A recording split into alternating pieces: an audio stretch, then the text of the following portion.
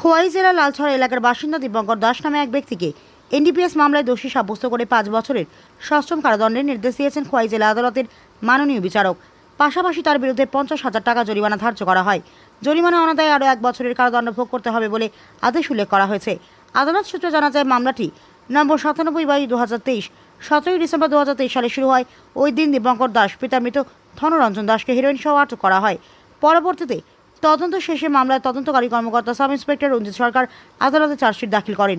মামলার শুনানি ও সাক্ষ্য প্রমাণ পর্যালোচনার পর শুক্রবার মাননীয় বিচারক অভিযুক্ত দীপঙ্কর দাসকে দোষী সাব্যস্ত করে ৫ বছরের সশ্রম কারাদণ্ড এবং ৫০,০০০ টাকা জরিমানার রায় ঘোষণা করেন। এই রায়কে ঘিরে এলাকায় ব্যাপক চর্চা শুরু হয়েছে। খোয়াই প্রতিনিধি রিপোর্ট, প্রতিদিন ত্রিপুরা। ৯৭/২০২৩ এই মোকদ্দমায় মাননীয় স্পেশাল জাজ মানবেন্দ্র দেববর্মা মহোদয় আসামি দীপঙ্কর দাসকে ৫ বছরের সশ্রম কারাদণ্ড এবং ৫০,০০০ টাকা জরিমানা করে অনাদায়ে আরও ১ বছরের সশ্রম কারাদণ্ডের আদেশ প্রদান করেন।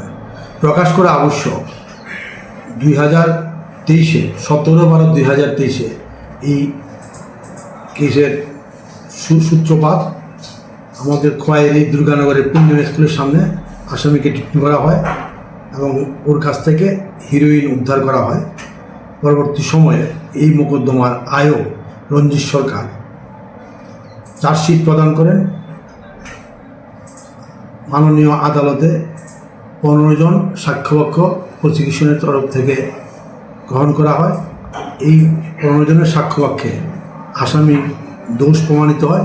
সেই মোতাবেক স্পেশাল জাজ মাননীয় মানবেন্দ্র দেববর্মা মহোদয় আজকে আসামিকে ৫ বছরের সশ্রম কারাদণ্ড এবং ৫০,০০০ টাকা জরিমানা অনাদায়ে আরও ১ বছরের কারাদণ্ডের আদেশ প্রদান করে।